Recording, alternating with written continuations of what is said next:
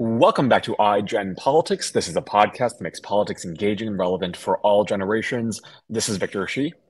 And I'm Jill Wine-Banks, and today's hashtag Jill's pin is a microphone because of the absence of a microphone, a bullhorn was used in Tennessee and led to the expulsion of 3 of the members of the legislature. And today's episode is going to be a very exciting one that you're definitely going to enjoy because it's with one of the Tennessee 3. It is Representative Gloria Johnson, who I am sure everyone listening and watching knows is one of the 3 who was elected to the Tennessee House as a former teacher, rose to national prominence in a few weeks ago because she was voted to be expelled from the House, but missed being voted by 1 vote. She stayed in the House while her 2 colleagues were expelled. It is going to be a very exciting discussion. And Representative Johnson, we are so thrilled to have you as our guest today. Thank you so much for being here. Well, thank you for having me. I really appreciate it. We're so thrilled. Yeah. Go ahead, Victor.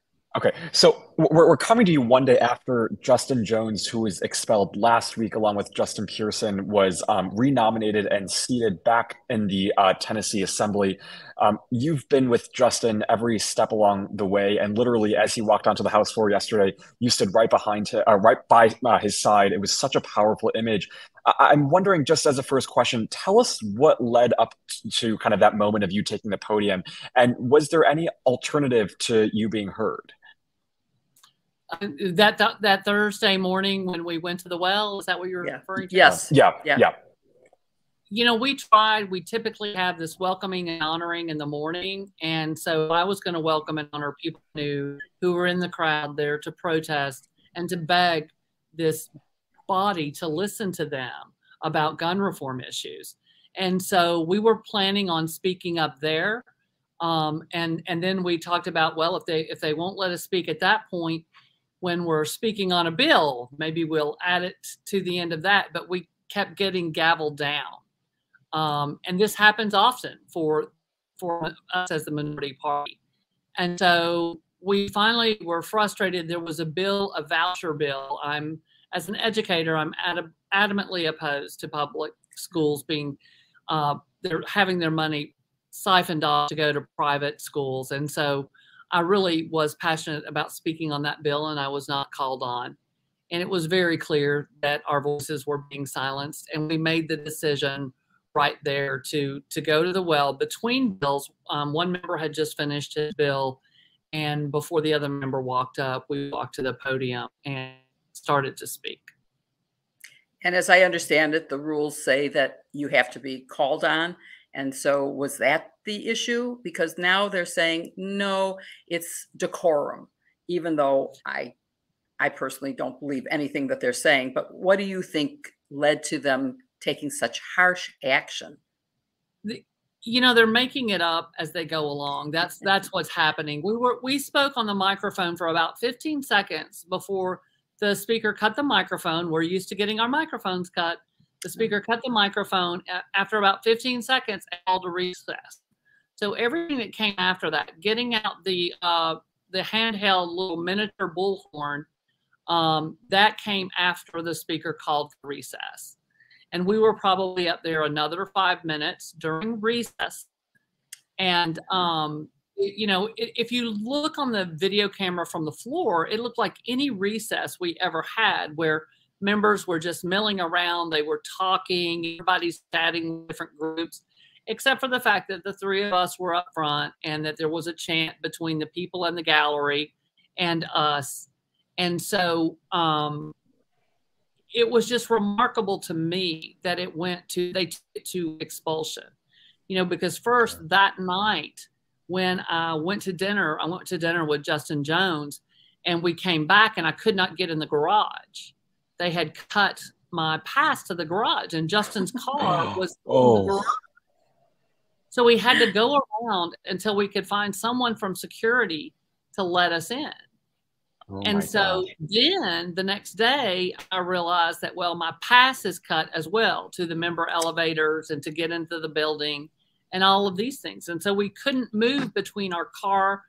One night, my medicine was in my car. I couldn't get to my car to get my medicine because I stopped at Walgreens before I went to work. Oh, no. Just outrageous. Oh. Then we come in Monday, and an hour before our committee starts, we get notified we're stripped of our committees. And we think, okay, maybe that's the punishment, Then a few hours later, we're walking to the House floor, and we find out they filed a resolution to expel all of us. And you didn't get any warning of this, did you? None of it. None of it. No warning. And it's such a broader issue, and we are going to get to that broader issue because I watched you being interviewed on News Channel 5 about what I would consider to be the general rules and mismanagement of the Tennessee House. But if we can, let's just stick with this first because, of course, the vote was taken. You were not expelled, and Representatives Jones and Pearson were. You've said the color of your skin was the difference between the expulsion. Representative Jones is now back in the House. He was reappointed. He'll have to run in a special election, which of course I assume is going to cost some money. So that's unfortunate. But he really gave a very moving and memorable and positive speech on his return to office. He's become, I think, a bright star of the Democratic Party and being recognized as a great orator. But one of the things he said I want to talk about was he talked about holding the House Speaker accountable. And what might that look like? What would be accountability for someone who does what he led? Well, Justin has called for the Speaker to resign, and, I co-sign. I'm right there with him. I think that this was so blatant. I mean, we went so far as to, I had representation, and the two young Justins declined having representation there that day, but I'm telling you, they can represent themselves well. There's no question. They're so fabulous. And mine asked if we could submit video for this hearing, and they said absolutely not. And then we get in there, and they say, we've got this video. And we said, excuse me, you haven't shown the video to us. We don't know who filmed it. We don't know how it was edited. You didn't give it to us to review. But with their supermajority vote, they easily voted to admit their video. And was it edited unfairly? Absolutely. They said it was only from that day on the House floor. And it was not. It was also from the next day from a press conference, I believe, that we gave. So they lied even about video that they were submitting.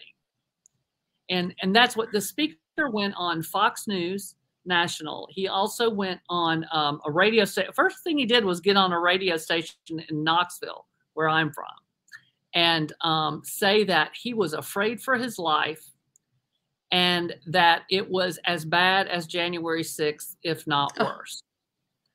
And that is outrageously ridiculous.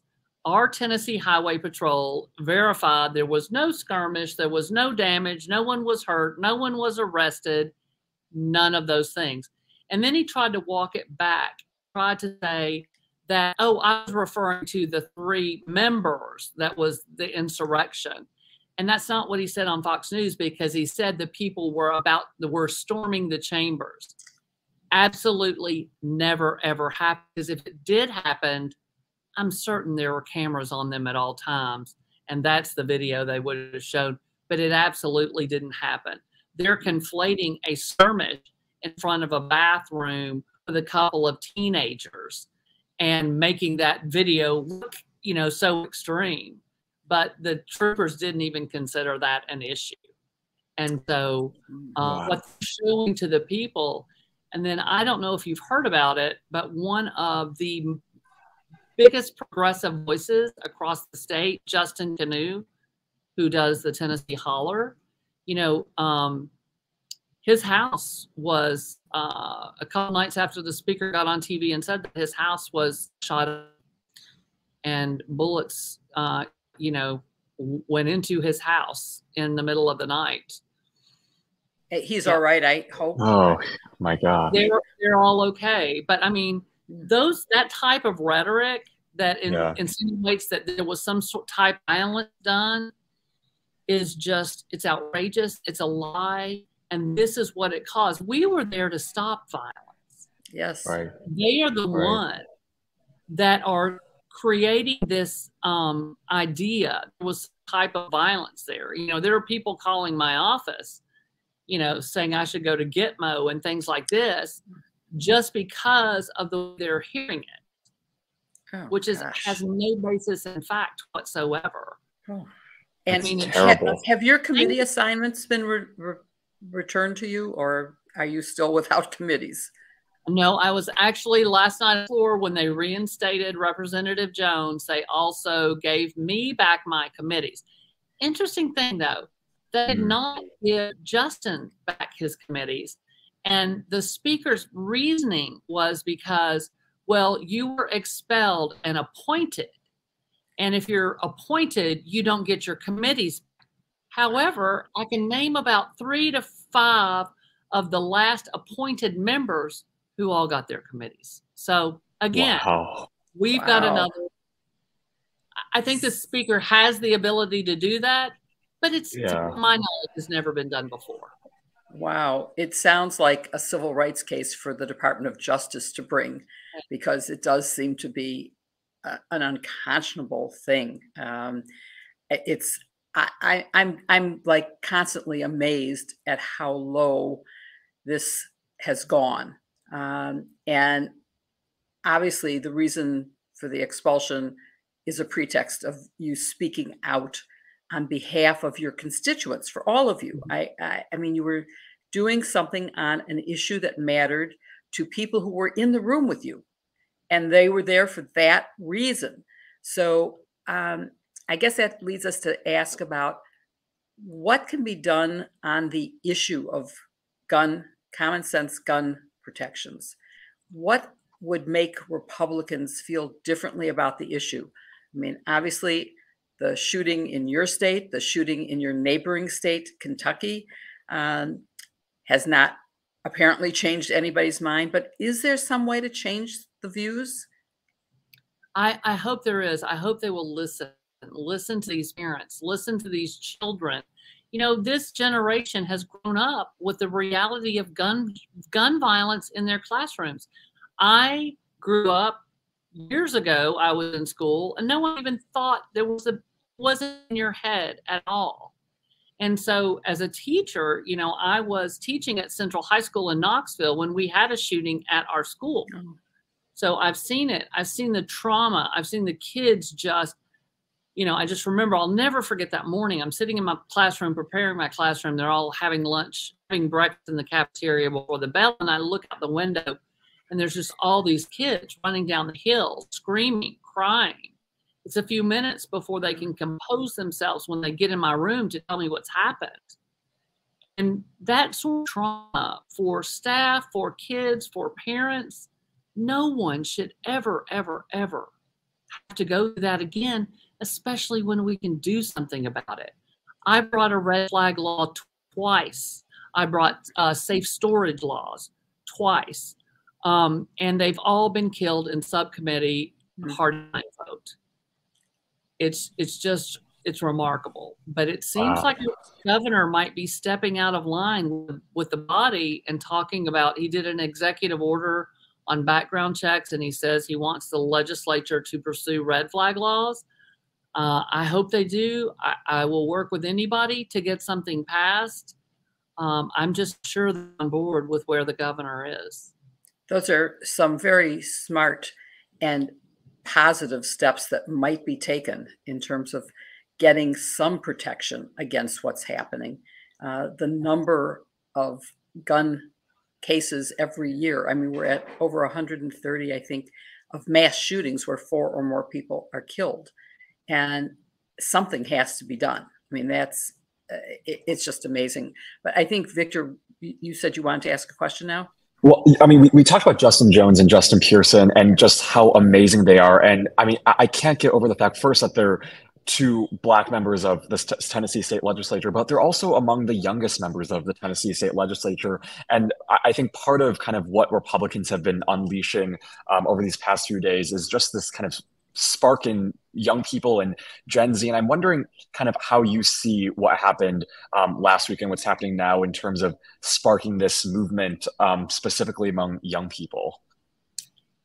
They're so brilliant, they're so passionate, and they really can hone in on the moment, and they can hone in on the issue and really just get down to what matters so well.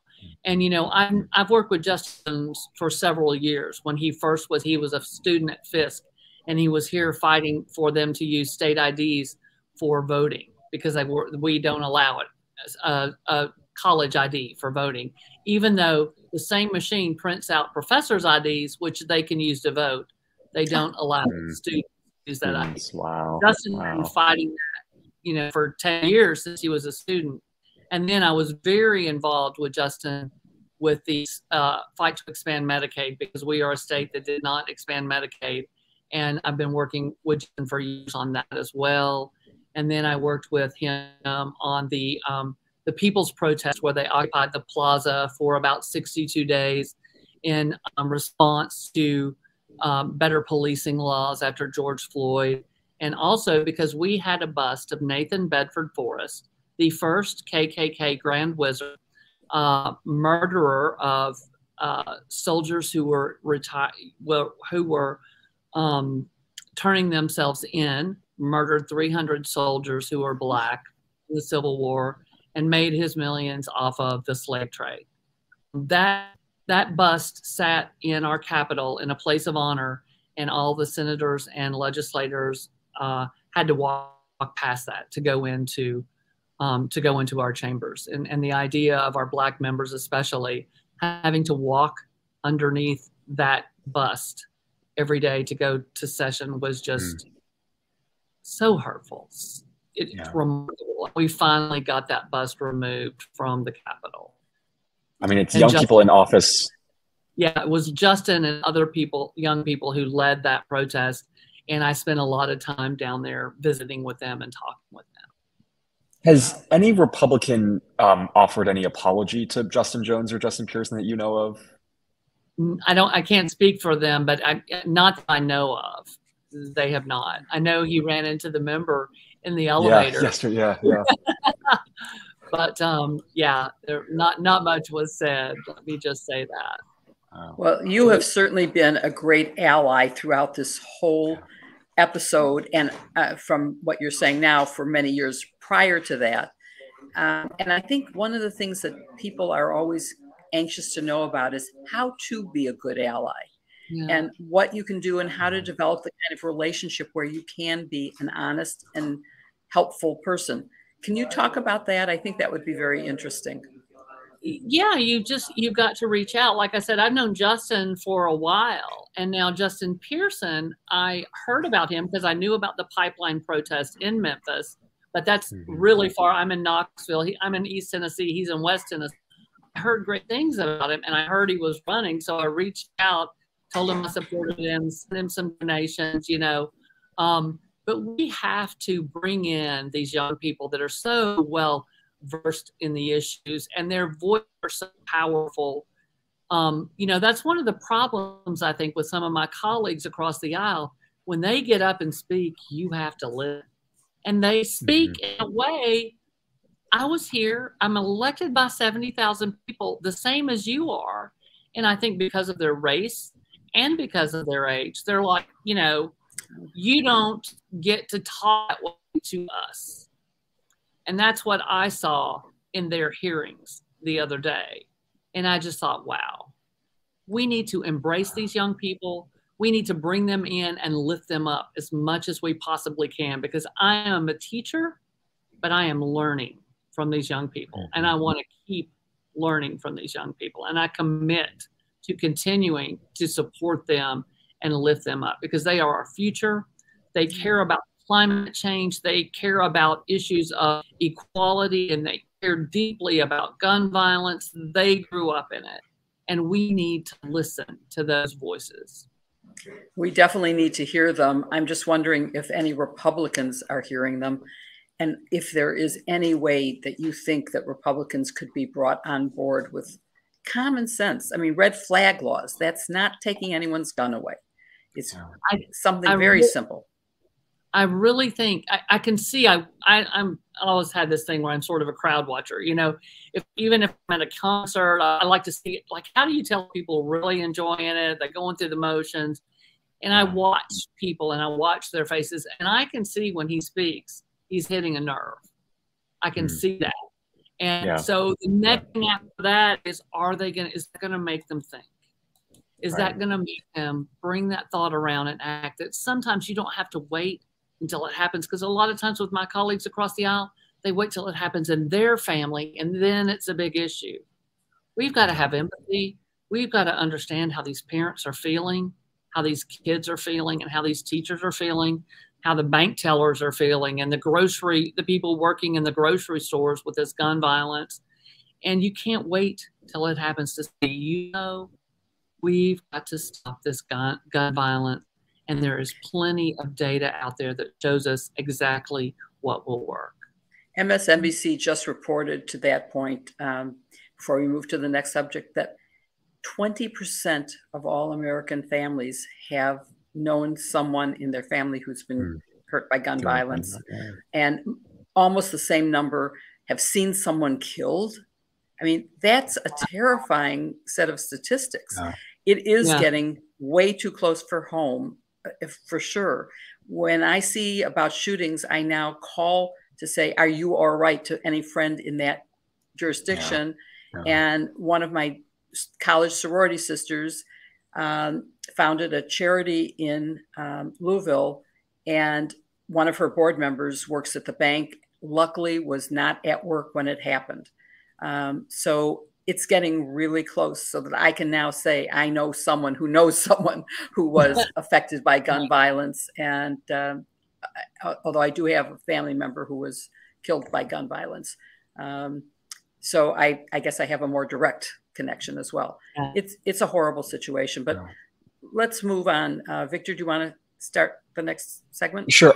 Well, I mean, we mentioned just the really absurd rules that are in the Tennessee state legislature. And I watched that clip that you were on with Phil Williams a couple of years ago on how unfairly the state legislature is, how unfair the state legislature is. And just a couple of things. I mean, voice votes called before the vote is actually finished. I mean, roll calls denied or require 3 movements, and there are only 1 or 2 Democrats on any committee. I mean, these things are so draconian. And can you just speak to kind of what you've had to deal with as a representative in that body, and just how draconian these rules are? Well, yeah, I can start with my experience for sure. When we first had one of the first really bad abortion bills, I stood on the House with my hand raised 45 minutes, and they never called on me.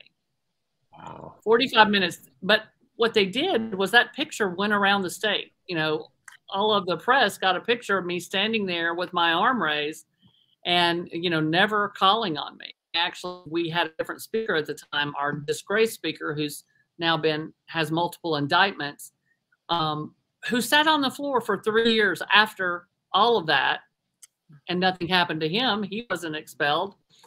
And he said it was because I sat with protesters who were protesting a member we had who was an admitted child molester.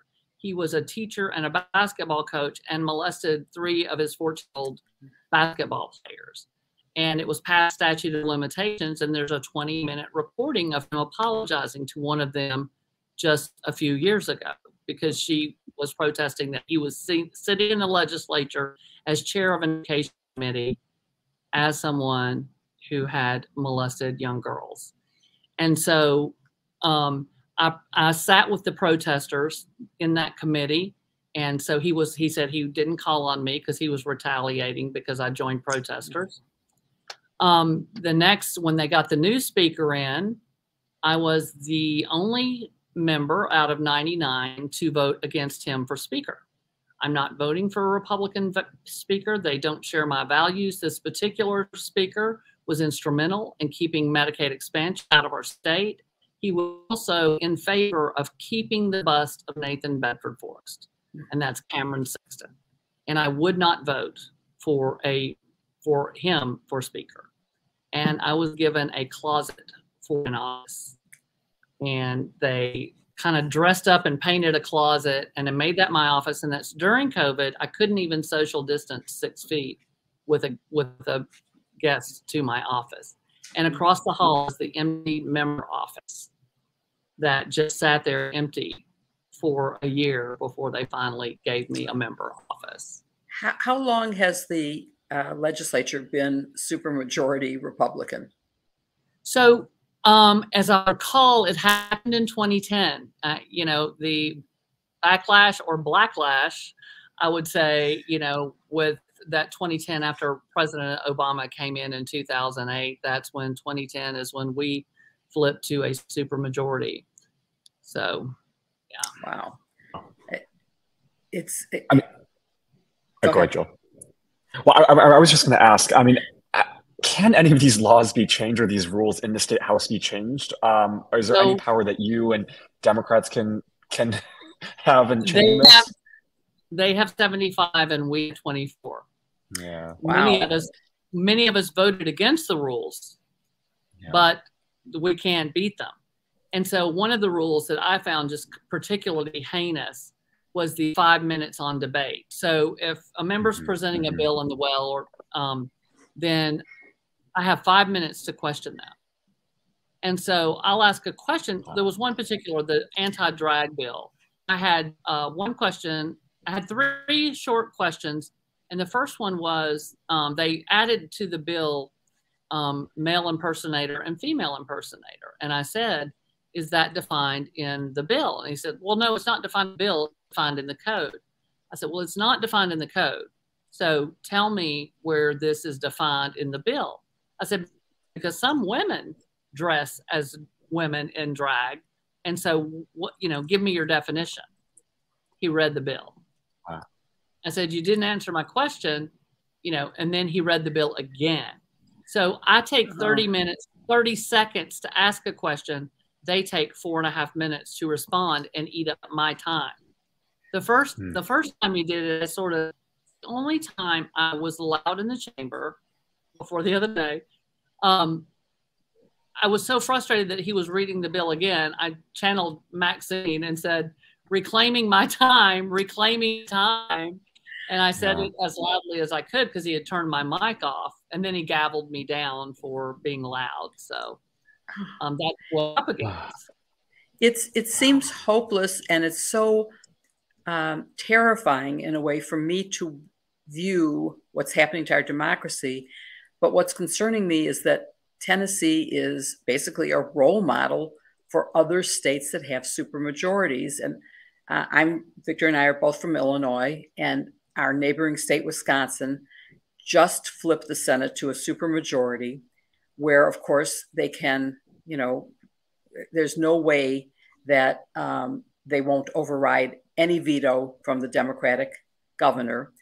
But they're also already talking about impeaching the newly elected justice of the Wisconsin Supreme Court. And they have the power to do it. They have the votes. They have the numbers. So I'm concerned about how this plays out on a national basis.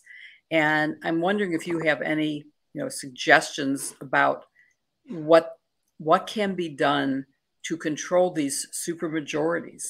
Is it only by voting and changing the makeup, or is there some way that people, even Republicans who support Republican policies, would say, I don't support shutting down the discussion and the hearing of other points of view?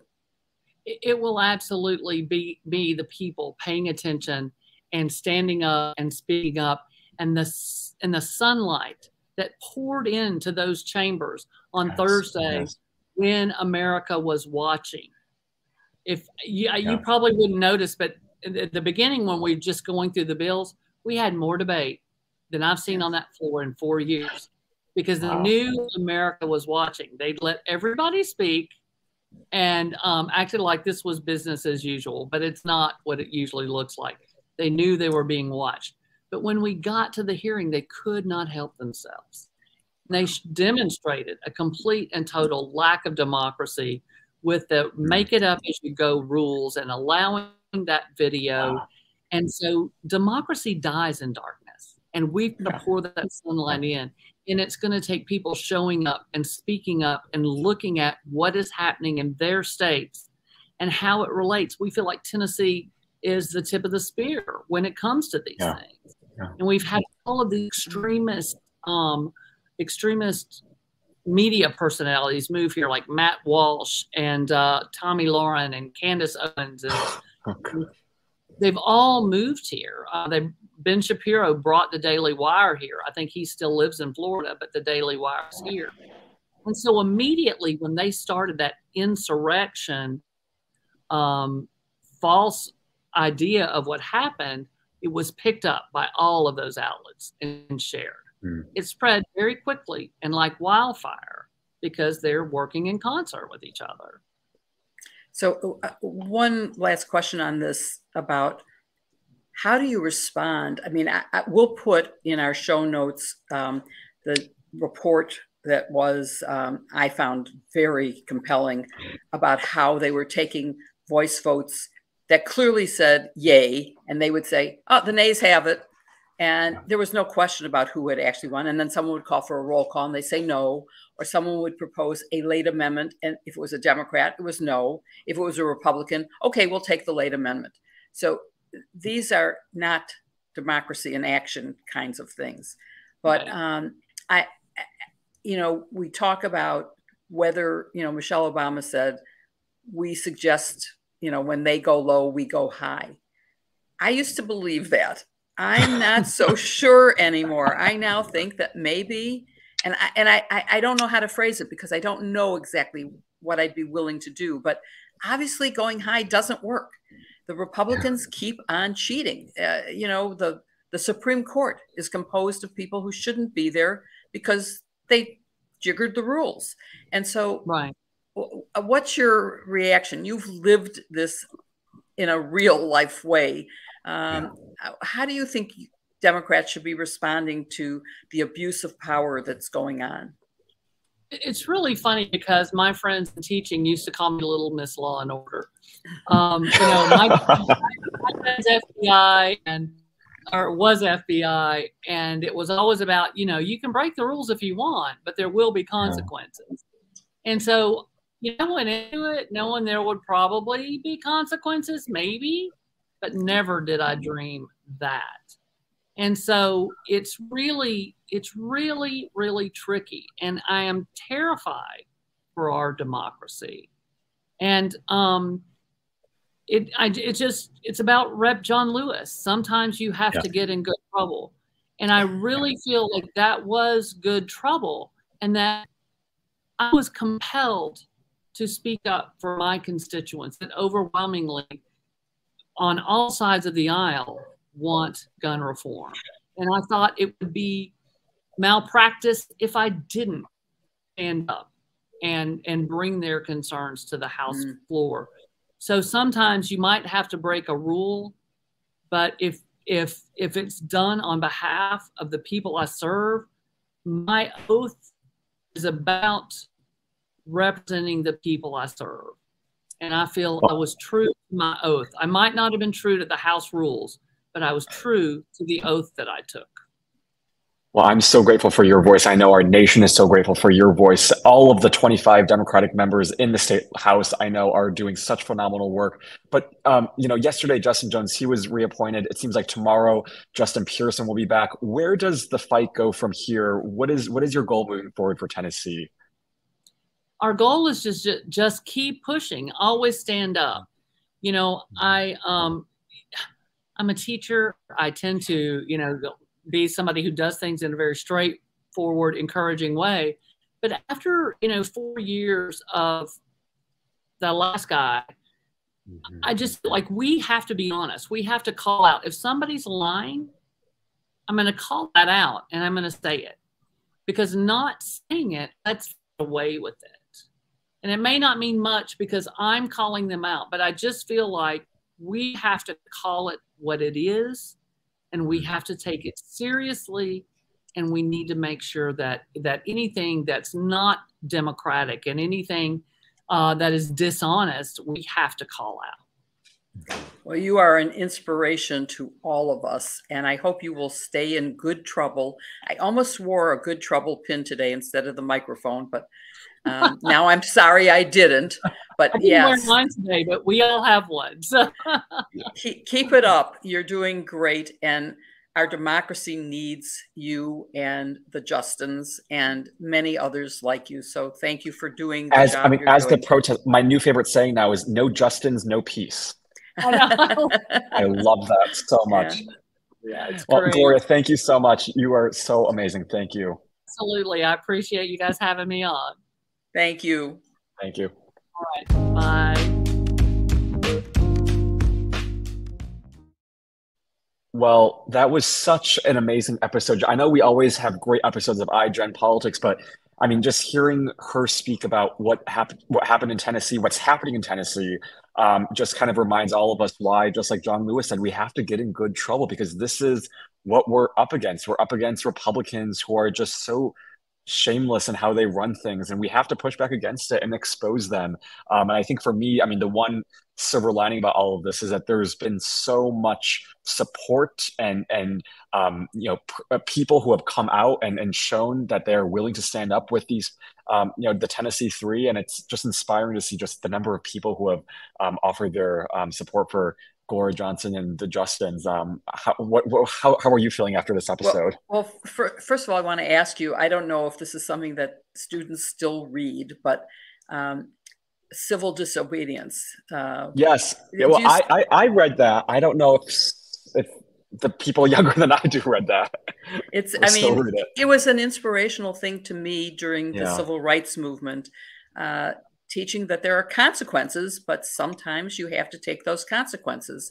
And in many situations in my life, I've thought about, okay, is this the right thing to do? And am I willing to pay the price of doing it? And the answer is often yes. I mean, that's not doing stupid things. You have to, take into account what's fair and legal and just and right. But it has been inspirational, but it is something that is growing. Yeah. The state legislatures that have supermajorities are passing draconian laws, and it's not even politically smart. I mean, look at the results of all the abortion stuff that's happening. It's killing the Republicans because the American public, Democrat and Republican, do not support it. And I'm seriously worried about the threats in Wisconsin. I'm hoping that we will have, as a guest, a representative from Wisconsin or a candidate for Senate whose loss flipped the Senate to supermajority. Yes. And so I just think it's something that we have to watch in terms of protecting our democracy. And it's really, this week has been so full of news that it's almost hard oh my gosh to enumerate. It's not even the end of Tuesday. Oh gosh. Oh my God. It's hard to believe it's only Tuesday, but okay. Even maybe in the last, let's say the last 5 days. I mean, between Tennessee, between the Wisconsin stuff, the Texas shootings, the abortion decisions, two conflicting decisions that cannot both become the law of the land because they are totally in conflict with each other. One would say no abortion pill anywhere in the country, and one says 17 states that sued to allow it do get it. So as to those 17 states, it's irreconcilable. There's just so many awful things happening this week that I hope that people don't get discouraged, that you keep up. I mean, look at the good outcome that happened in Tennessee. I mean, it was a horrible situation, and public focus, the fact that the media covered all of this and that they were under the spotlight meant they agreed when the Nashville voted to reinstate Representative Jones. They didn't even hesitate to seat him again. Of course, now we're And tomorrow's seeing. going to be the same with Justin Pearson, hopefully. Yeah, I Tomorrow, think so. But the you're vote is seeing what scheduled for they're doing in 1:30. terms of committees. They're saying, Yep. oh, he's Yep. appointed, he can't have it. Exactly. Even though other Exactly. people appointed, I'm sure Yeah. Republicans Have it. did Yeah. have it. So it's the power of a majority is tyranny. And I want everyone to really be cognizant of that and to make sure that you never think you're too busy to vote at the local level. And that's for every position. Otherwise, books will be banned by your library and your schools.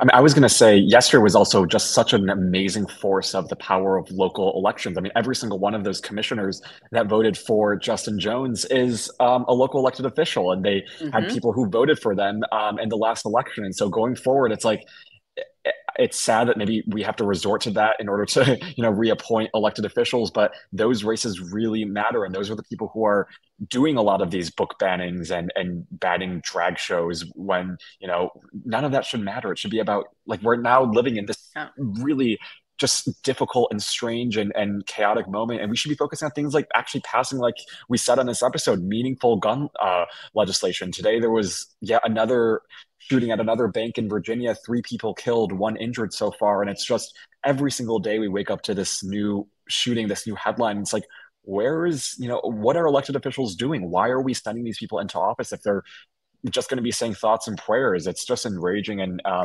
we need more people like Gloria Johnson and the Jones in the South who are willing to, stand up for this. It's all over the country. I mean, I think having people of character in office set an example the way the Justins and Gloria did, not like Donald Trump, not like Clarence Thomas. Those are not exactly the kind of character examples you want to have your children see, to have young people see, have young voters. How can you respect the government when you have criminally indicted, twice impeached person as the leading candidate for the Republican nomination? It's really terrible. And it is only, the laws can only do so much.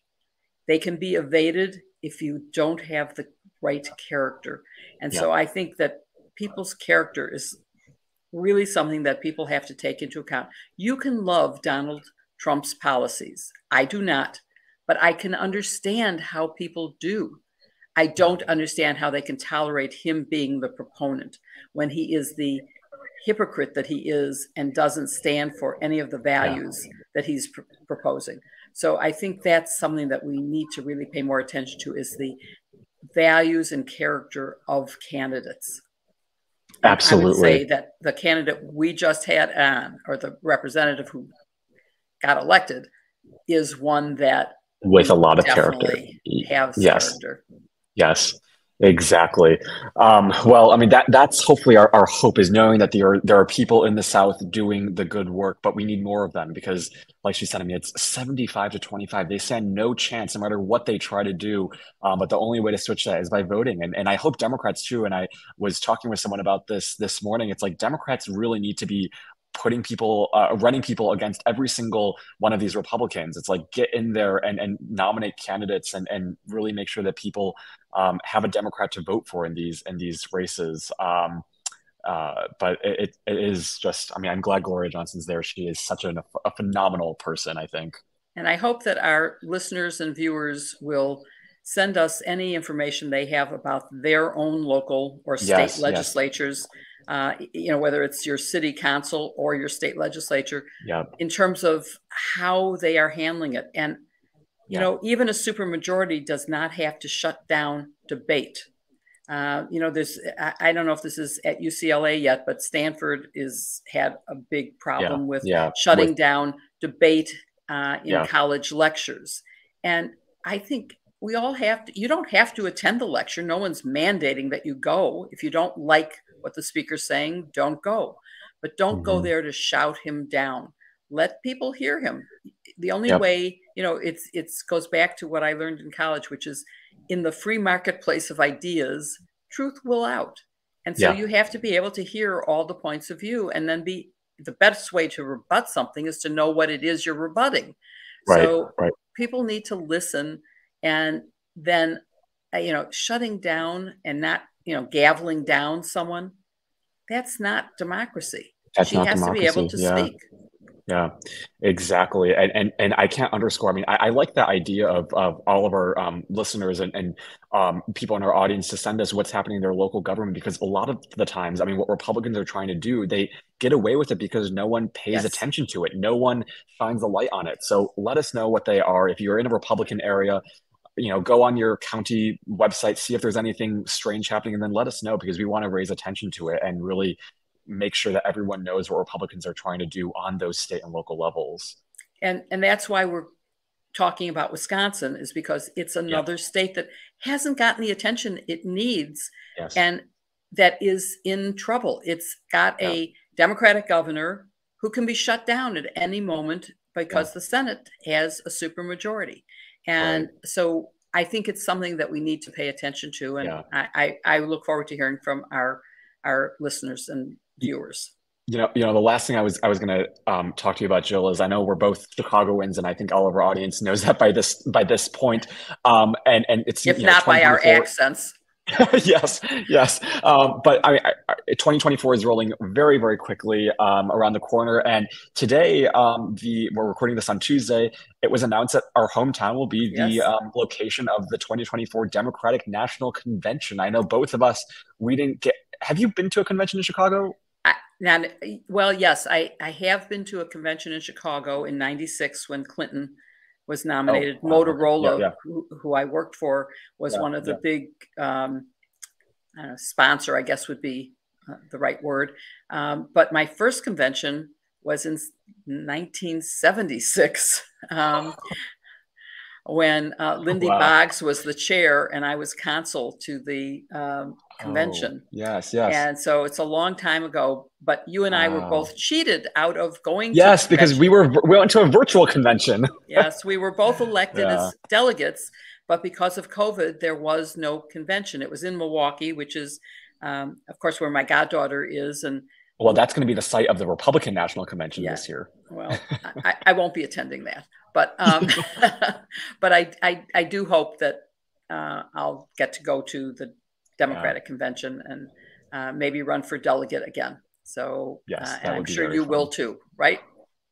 Yes, absolutely. It will be very fun, and we can do a little iGen takeover of the convention next summer, which will be very fun. But there was amazing infrastructure improvements made in 1996 for the convention, and they still are benefiting the city now. They did a great job of reinvention. Now, of course, I wasn't here in 1968.